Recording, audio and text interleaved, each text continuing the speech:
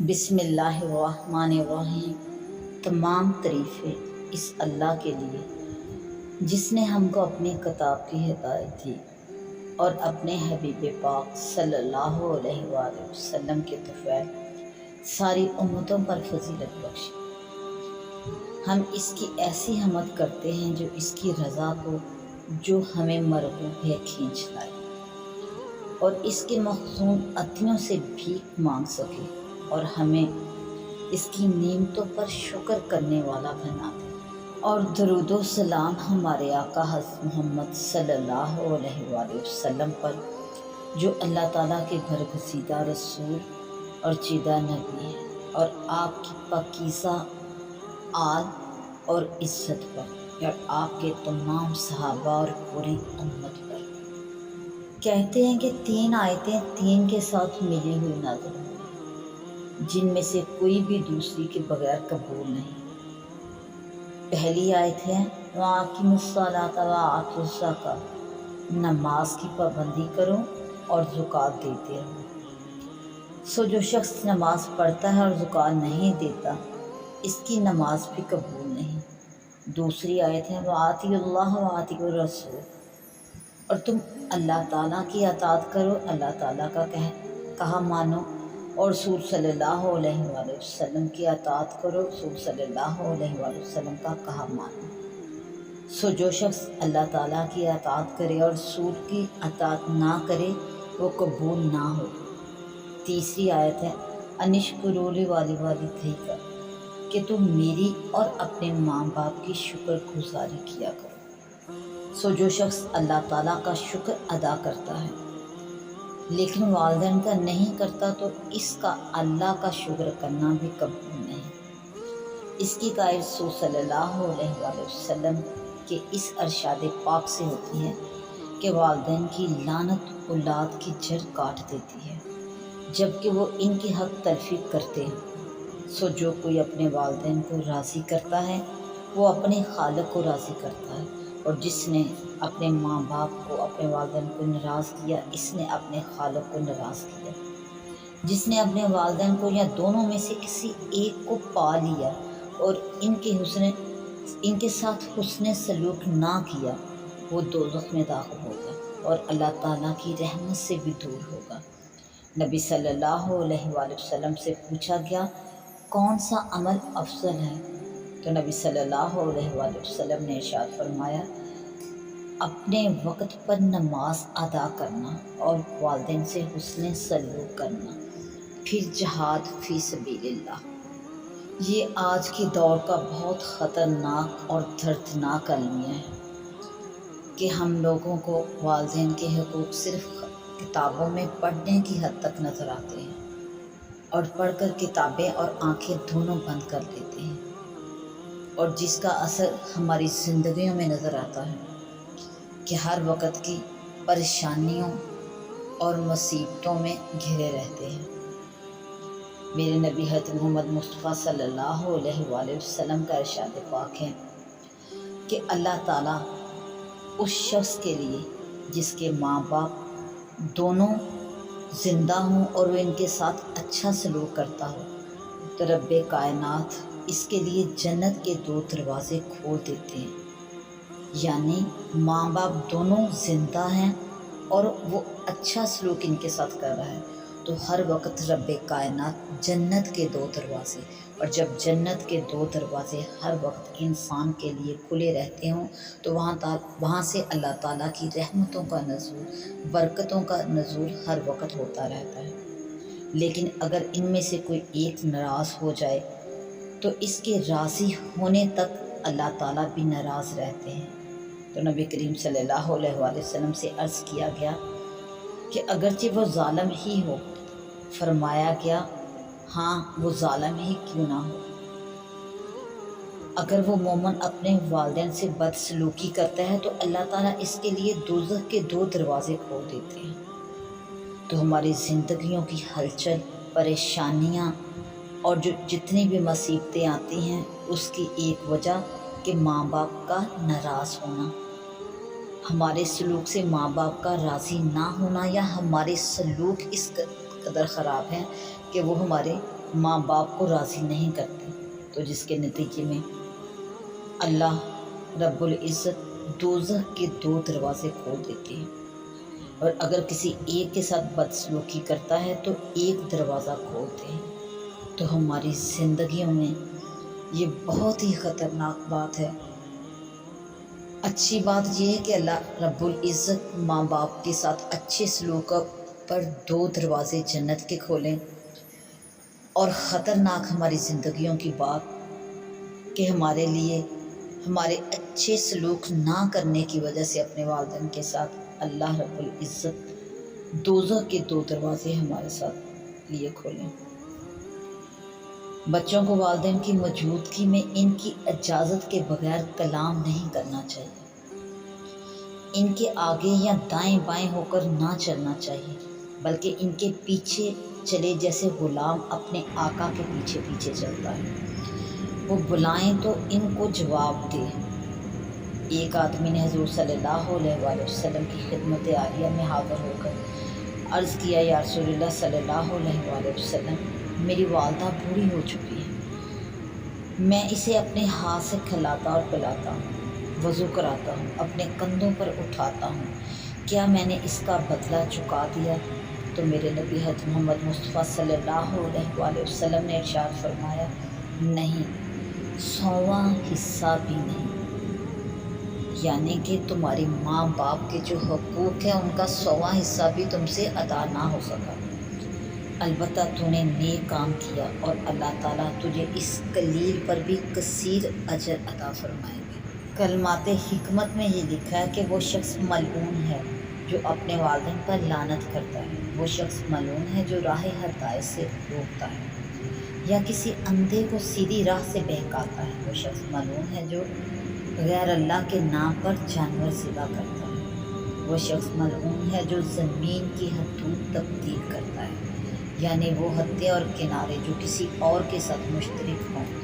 بعض نے اس سے حدود حرم کی علامات مراد لی۔ ماں باپ پر لعنت کرنے کا مطلب یہ ہے کہ وہ ایسے کام کرتا ہے جس سے اس کے ماں باپ پر لعنت کی جاتی ہے، تو گویا کہ اسی نے ہی ان پر لعنت کی۔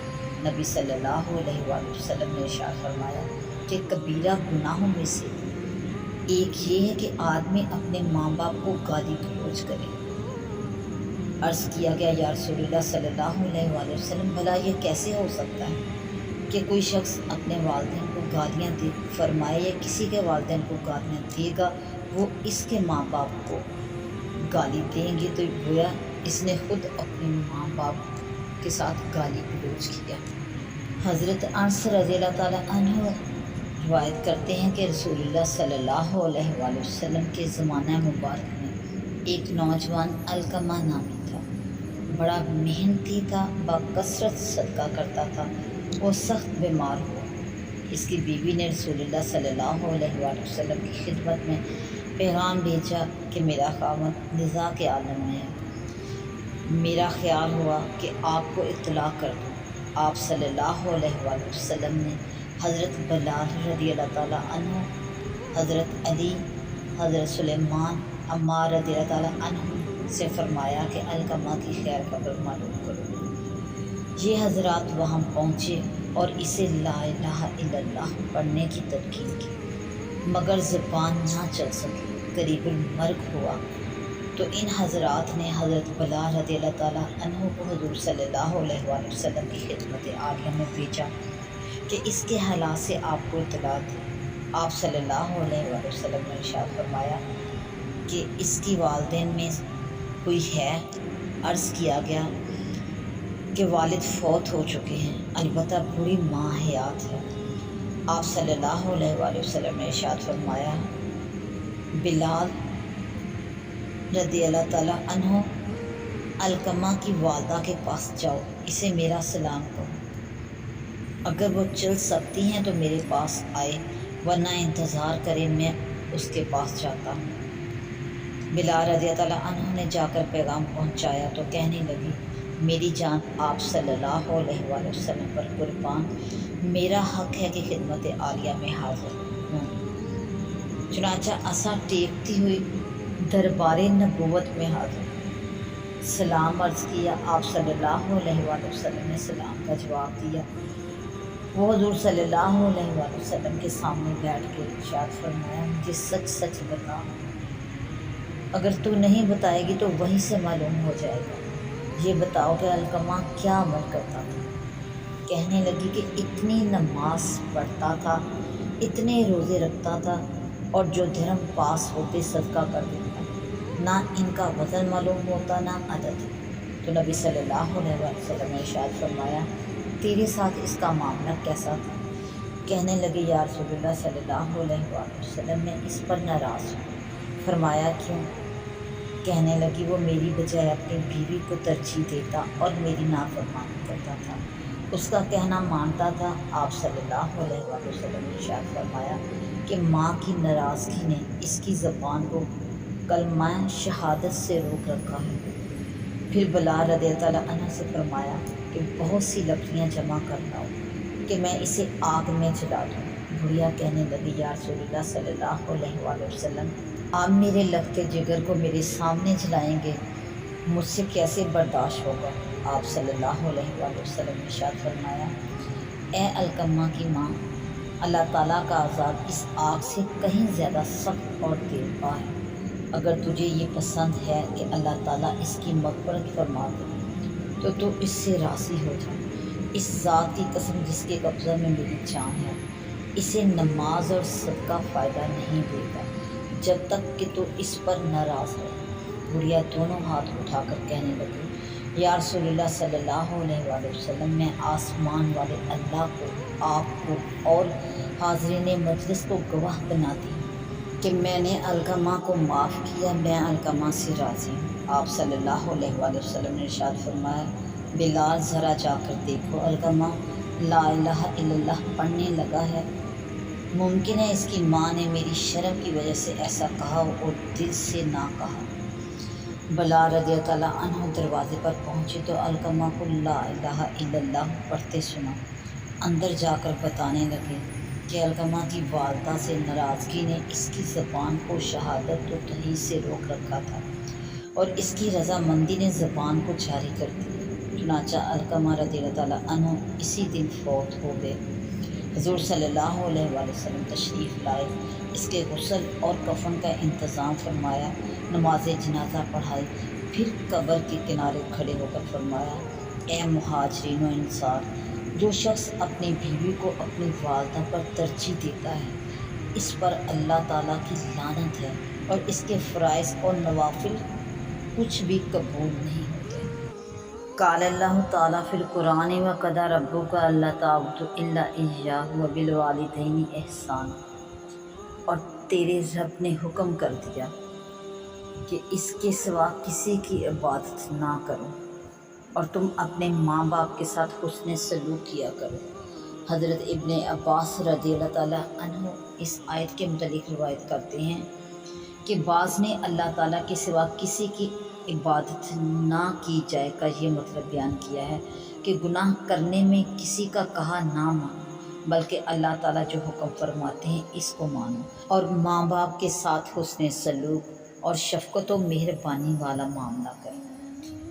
اما یبلغن عندک الکبر احدہما او کلاہما فلا تقل لہما اف، اگر وہ تیرے پاس بڑھاپے کو پہنچ جائیں، یعنی تیرے ماں باپ بڑھاپے کی عمر کو پالیں تیرے پاس، ان میں سے ایک یا دونوں، تو ان دونوں سے کبھی ہوں بھی مت کرنا، یعنی ان سے گھن نہ کرنا، ان کو نامناسب بات نہ کہنا۔ بعض نے یہ معنی بھی کہے کہ جب والدین بڑی عمر کے ہو جائیں اور ان کے بول و براز تک اٹھانے کی ضرورت پڑے تو ایسے وقت میں ناک نہ چڑھاؤ، منہ ترش نہ کرو، کیونکہ وہ تیرے بچپن میں بول و براز اٹھاتے رہیں اور بکثرت اسی حال کو دیکھتے رہیں۔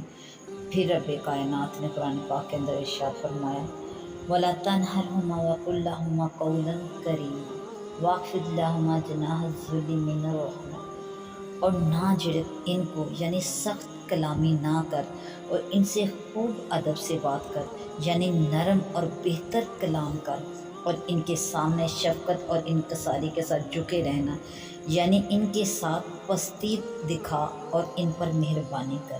وَقُلْ رَبِّ ارْحَمْهُمَا كَمَا رَبَّيَانِي صَغِيرًا، اور یوں دعا کرتے رہنا کہ اے میرے رب، اے میرے پروردگار، ان دونوں پر رحمت فرمائیے جیسا انہوں نے مجھے بچپن میں پرورش کیا۔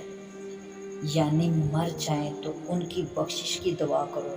گویا اولاد پر والدین کی حیات میں بھی ان کا حق واجب ہے، اور ان کی موت کے بعد بھی ہر نماز کے بعد ان کے لیے مغفرت کی دعا کرنا۔ بعض نے کہا قُلْ رَبِّ ارْحَمْهُمَا کے معنی یہ ہیں کہ اس کی زندگی میں اور مرنے کے بعد بھی ان کے لیے رحمت اور مغفرت کی دعا کیا کرے۔ کما ربیانی صغیرا، جیسا انہوں نے مجھ کو بچپن میں پرورش کیا، یعنی بچپن میں میری دیکھ بھال کرتے رہے حتیٰ کہ میں بڑا ہو گیا، لہٰذا ان کو میری طرف سے بخشش کا بدلہ عطا فرما۔ جو شخص اپنے والدین کے لیے ہر دن میں 5 مرتبہ دعا کرتا ہے، اس نے حق ادا کر دیا، کیونکہ رب کائنات ہے۔ اللہ جل شانہ نے قرآن پاک کے اندر ارشاد فرمایا ان اشکروا لی ولیوالدیک الی المصیر، کہ تم میری اور اپنے ماں باپ کی شکر گزاری کیا کر کہ میری ہی طرف لوٹ کر آنا ہے۔ اللہ تعالیٰ کا شکر یہ ہے کہ ہر دن میں 5 بار نماز پڑھیں، تو اسی طرح والدین کا شکر یہ ہے کہ ان کے لیے ہر دن 5 مرتبہ دعا کیا کرے۔ پھر اللہ جل شانہ نے ارشاد فرمایا ربکم اعلم بما فی نفوسکم، تمہارا رب تمہارے ما فی ضمیر کو خوب جانتا ہے، یعنی تمہارے قلوب میں والدین کے لیے جو نرمی اور مہربانی ہے وہ اسے خوب معلوم ہے۔ ان تکونوا صالحین فانہ کان للاوابین غفورا، کہ اگر تم صادق مند رہو تو وہ توبہ کرنے والوں کی خطا معاف کر دیتا ہے۔ یعنی اگر تم والدین کے ساتھ خوش معاملہ ہو تو اس کی وجہ سے اللہ تعالیٰ کے ہاں اجر کے مستحق ہو۔ اگر حق والدین میں کوتاہی کر بیٹھو تو اللہ کے آگے توبہ کرو، وہ توبہ کرنے والوں کو بہت بخشنے والا ہے۔ کیا اب اولاد کو نہ چاہیے کہ ان کو کھانے کی ضرورت ہو تو کھانا کھلائے، کپڑے کی ضرورت ہو تو کپڑا پہنائے، جبکہ اسے ان باتوں کی قدرت ہو؟ جب ان میں سے کسی ایک کو خدمت کی ضرورت ہو تو ان کی خدمت کرے، جب وہ بلائیں تو حاضر خدمت ہو اور جواب دے، جب اسے کسی بات کا حکم دے تو اطاعت کرے، جبکہ حکم اللہ تعالیٰ کی نافرمانی یا غیبت وغیرہ کا نہ ہو۔ ان کے ساتھ نرم گفتگو کرے اور سخت کلامی نہ اختیار کرے، اور ان کو نام لے کر نام پکارے، ان کے پیچھے پیچھے چلا کرے، ان کے لیے وہی پسند کرے جو اپنے لیے پسند کرتا ہے، ان کے لیے وہی ناپسند سمجھے جو اپنے لیے ناپسند ہو۔ جب اپنے لیے دعا کرے تو ان کے لیے بھی مغفرت کی دعا کرے۔ اللہ تعالیٰ حضرت نوح علیہ السلام کی حکایت میں فرماتے ہیں رب اغفر لی ولیوالدی، اے میرے رب میری مغفرت کر دیجیے اور میرے ماں باپ کو بھی بخش دیجیے۔ اور ایسے ہی حضرت ابراہیم علیہ السلام سے منقول ہے ربنا اغفر لی ولیوالدی وللمؤمنین یوم یقوم الحساب، اے ہمارے رب میری مغفرت کر دیجیے اور میرے ماں باپ کی اور کل مومنین کی حساب قائم ہونے کے دن۔ اپنے ماں باپ کے لیے دعا نہ کرنا تنگ دستی لاتا ہے۔ جس کے ماں باپ فوت ہو گئے ہوں تو ان کو 3 باتوں سے راضی کیا جا سکتا ہے۔ ایک یہ کہ وہ خود نیک سیرت ہو، کیونکہ ماں باپ کو نیک اولاد سے بڑھ کر کچھ بھی محبوب نہیں۔ دوسرا یہ کہ ان کی قرابت داروں اور میل ملاپ رکھنے والوں سے حسن سلوک کرے۔ تیسرا یہ کہ ان کے لیے استغفار کرے، دعا مانگا کرے، ان کی طرف سے صدقہ کر دیا کرے۔ حضرت ابو ہریرہ رضی اللہ تعالیٰ عنہ سے روایت ہے کہ نبی صلی اللہ علیہ وآلہ وسلم نے ارشاد فرمایا کہ جب ابن آدم مر جاتا ہے تو اس کے عمل بھی ساتھ ہی ختم ہو جاتے ہیں، یعنی ابن آدم کے مرتے ہی اس کے اعمال نامہ کے اوپر تحریر بھی ختم ہو جاتی ہے۔ تحریر کیا جانا اعمال کا ختم ہو جاتا ہے سوائے 3 صورتوں کے: صدقہ جاریہ، علم جس سے نفع جاری رہے، نیک اولاد جو اس کے لیے بخشش کی دعا کرتی رہے۔ نبی صلی اللہ علیہ وآلہ وسلم ارشاد فرماتے ہیں کہ اس شخص سے مت کاٹ جو تیرے ماں باپ سے ملتا تھا، کہ تو اس سے اپنا نور گم کر لے گا، کیونکہ تیری محبت تیرے والد کی محبت ہی شمار ہوگی۔ بنو سلمہ کی ایک آدمی نے دربار نبوت میں عرض کیا کہ میرے ماں باپ فوت ہو چکے ہیں، کیا ان کا حسن سلوک میرے ذمے ابھی کچھ باقی ہے؟ تو نبی صلی اللہ علیہ وآلہ وسلم نے ارشاد فرمایا، ہاں، ان کے لیے استغفار کرنا، ان کے وعدوں کو پورا کرنا، ان کے دوستوں کا اکرام کرنا اور اس رشتہ داری کا لحاظ رکھنا جو انہی کی وجہ سے قائم ہے۔